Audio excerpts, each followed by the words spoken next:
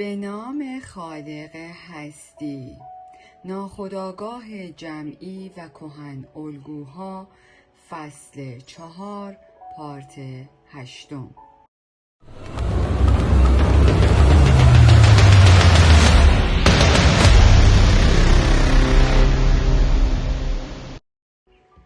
از آنجا که ما دیگر نمیتوانیم یا فقط تا حدی میتوانیم کهن الگوهای ناخودآگاه را به کمک شخصیت‌های مذهبی بشناسیم، پس باید آنها را باور کنیم. آنها دوباره وارد حوزه ناخودآگاه میشوند و بنابراین به صورت ناخودآگاه به انسان‌های کم و بیش مناسبی فرافکن میشوند. برای پسری جوان، انیمای قابل تشخیص در مادرش نمود پیدا می کند و این امر به او قدرت و اقتدار یا رایحه‌ای شیطانی با جذابیتی بیشتر می دهد. اما به دلیل دوگانگی انیما این فرافکنی می تواند کاملا منفی باشد. بخش زیادی از ترسی که جنس مؤنث در مردان پدید می آورد به دلیل فرافکنی تصویر انیماست. مردی که خصوصیات بچگانه دارد عموماً انیمایی مادرانه دارد و مردی بالغ تصویر زن جوانتری را دارد. مرد سال خورده با دختری بسیار جوان یا حتی با یک کودک تسلی می‌یابد. 3. مورد ضد. انیما شباهت‌هایی هم با حیواناتی دارد که نماد ویژگی‌های خودش هستند. بنابراین به شکل ماریا ببریا پرنده در می‌آید. به عنوان مثال یک سری رویاهایی را ذکر می‌کنیم که شامل تغییراتی از این قبیل هستند: پرنده‌ای سفید روی میزی نشست، ناگهان پرنده تبدیل به دختر 7 ساله‌ای با موهای زیبا شد و بعد دوباره پرنده‌ای شد که این بار با صدای انسانی سخن می‌گفت.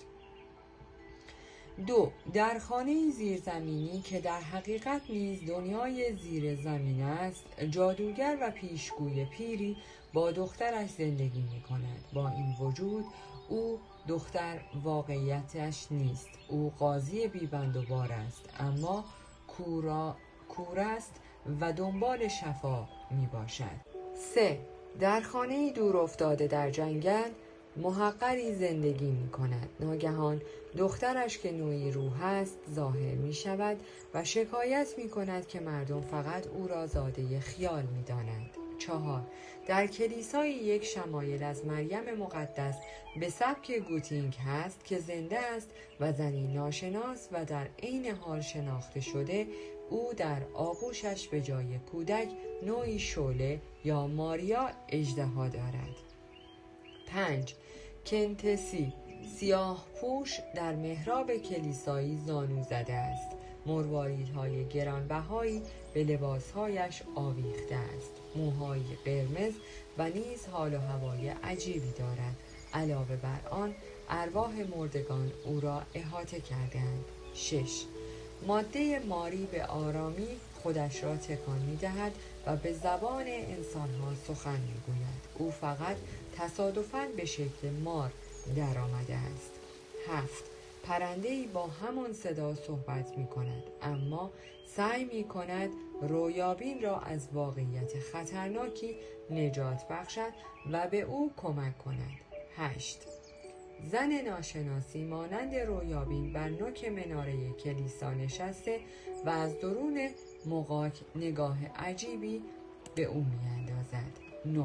زن ناشناسی ناگهان به صورت پیرزنی ظاهر می شود که در دستشویی عمومی در زیر زمین که دمای آن 40 درجه زیر صفر است نشسته است. 10.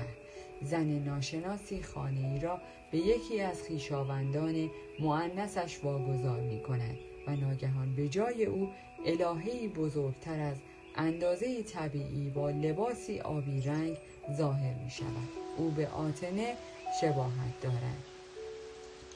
11. سپس او در کلیسایی ظاهر می شود، جای محراب را می گیرد، در حالی که هنوز هم اندازه‌اش از حد طبیعی بزرگتر است، اما چهره‌اش را پوشانده است. در همه این رویاها شخصیت اصلی موجود مؤنثی است که ویژگی‌های شبیه به زنی دارد که رویابین او را می‌شناسد. زن ناشناس نیز در رویا توصیف شده است و طبیعت غیرعادیش ابتدا در توانایی او در تغییر شکل و سپس با دوگانگی تضاد برانگیزش نمایان می شود. هر گونه معنای قابل تصوری از مهمترین آنها گرفته تا بی اهمیت ترینشان در این زن متجلی است.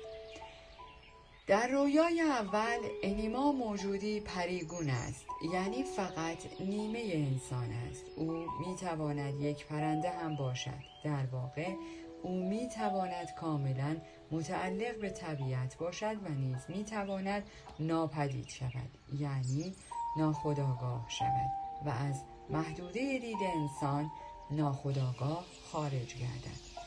رویای دوم زن ناشناس را به عنوان شخصیتی اسطوره‌ای نشان می‌دهد که به ماورا تعلق دارد، ناخودآگاه. او خواهر یا دختر اسرارآمیز اسقف یا فیلسوفی است که با زوجهای متقارن اسرارآمیزی که میتوان آنها را در شخصیت سایمون ماگوس و هلن زوسیموس و تئوسیبی کومایریوس و کلوپاترا و غیره مشاهده کرد قابل قیاس است. شخصیتی که در این خواب مشاهده شده بیشتر به هلن شباهت دارد. یکی از توصیفات تحسین برانگیز از روانشناس انیما در یک زن در هلن تروا اثر اراسکین مشاهده می شود. رویای سوم نیز همین درون مایه را دارد، اما طرح آن بیشتر به داستان‌های پریان شبیه است. در اینجا انیما تقریباً شبحوار است. رویای چهارم انیما را به مادر خدا نزدیکتر می کند. کودک اشاره به بررسی‌های انجام گرفته روی موضوع مار رستگاری بخش و طبیعت آتشین نجات دهنده دارد. در رویای پنجم انیما به شکل تقریباً رمانتیکی به عنوان زنی افسونگر و متفاوت معرفی شده که با این حال با ارواح در ارتباط است. رویای ششم و هفتم از اشکال سگانه تشکیل شده‌اند. هویت انیما با توجه به صدایش و آنچه که میگوید بلافاصله بر رویابین آشکار می شود. انیما تصادفاً به شکل مار در می آید، درست همانطور که در رویای اول به سادگی به پرنده تبدیل شد و بعد دوباره به صورت انسان در می آید. او در قالب مار نقشی منفی و در قالب پرنده نقشی مثبت دارد. رویای هشتم نشان می دهد که رویابین با انیمای خود روبرو می شود. این ملاقات در ارتفاعی بالاتر از سطح زمین روی می دهد، یعنی فراتر از حقیقتی که انسان به آن باور دارد. واضح است که این مورد شیفتگی خطرناک نسبت به انیما را نشان می دهد. رویای نهم نشان دهنده ورود انیما به موقعیتی بسیار فرمانبردار است که در آن آخرین نشانه های شیفتگی از بین رفته و همدردی انسانی جای آن را گرفته است. دهمین رویا دوگانه است و ضد و نقیض انیما را نشان می دهد. واسطه پیش پا افتاده و اولویت المپی به عنوان یک آیکون شمایل، بلکه به عنوان خود محراب محل قربانی کردن و نیز جایگاه یادگاری های مقدس است. توصیف مقدماتی همه این معانی انیما نیز نیازمند تحقیقات ویژه و بسیار گسترده است که در اینجا مجالی برای آن نیست، چون همانطور که پیشتر گفته شد انیما فقط روش غیر مستقیمی برای درک شخصیت کور است.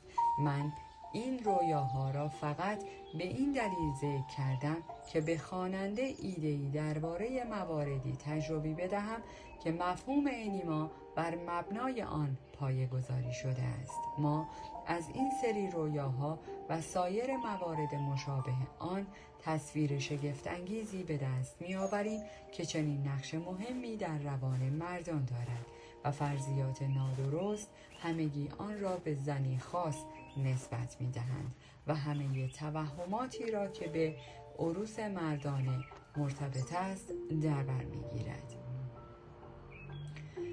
به خوبی مشخص است که انیمای مردان در داستان دیمیتر فرصت فرافکنی پیدا می کند. کور به سرنوشتش که در زیر زمین تعیین شده، مادر دو چهره‌اش و جنبه هایی که به انیما این فرصت بزرگ را می دهد که خودش را به صورت مبهم و دو پهلو در آیین الوزیسی نشان دهد یا خود را در آنجا تجربه کند و برگزار کنندگان را سرشار از وجود غیر زمینی خود سازد. برای مرد تجربیات انیما همیشه بیکران است و معنای ثابتی دارد، اما اسطوره دمیتر کور بسیار زنانه تر از آن است که فقط از فرافکنی انیما حاصل شده باشد. اگرچه همانطور که گفتیم انیما میتواند خود را در دمیتر کور تجربه کند، اما هنوز هم ماهیتی کاملا متفاوت با آن دارد. او حداکثر زن و مرد است، در حالی که دمیتر کور تجربه مادر و دختر است که برای مرد بیگانه است و او را کنار می‌گذارد.